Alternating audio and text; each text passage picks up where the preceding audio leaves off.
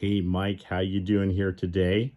So, you've had a couple knee surgeries, some different things. You started off first seeing me because neuropathies, and actually you came in because you dropped a tire on your leg, got the neuropathies right after getting the COVID shot, and your leg had an open wound that was nasty, black, necrotic, and was not looking good. So we were fortunate that we got that right away and we were able Yes, to heal that up. And so that's yes, healed up really nice. yes. But that was a little bit scary.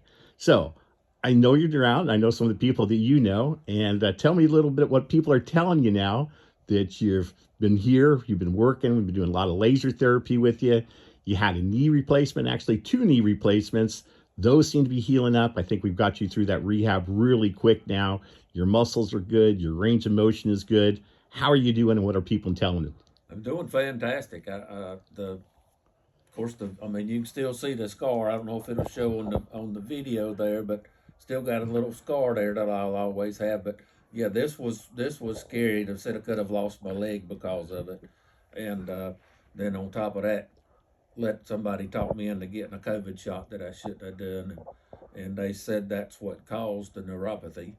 Um, but yeah, now with the new knees and you having the neuropathy under control and straightened out, my friends are just all unbelief. Just can't believe that I'm walking and getting around and don't hobble like an old man no more. So even though I am an old man, So, how many years has it been since you thought you walked normal? People are saying, it, "Hey, it, you're walking normal. You can walk thing. We're so happy for you." yeah, I mean, what are we looking at? A we're couple looking at years? Six? well, we're looking at least 8 years, if not more. Wow, Yeah, 8 years. That's yes, phenomenal. yeah. So it's pretty amazing being at that point, and again, you're dealing with the autoimmune, with the RA, and that you could ever get to this point. Would you say the likelihood of you feeling this good and walking like that was not very high, was it? It was not high at all. I really thought I would be in a wheelchair by now. Looking back 8, 10 years ago, the way I was going, and especially when I hurt this leg and then got to neuropathy, I really thought that I was not far from being in a wheelchair, and was already planning things around the house that was to be done.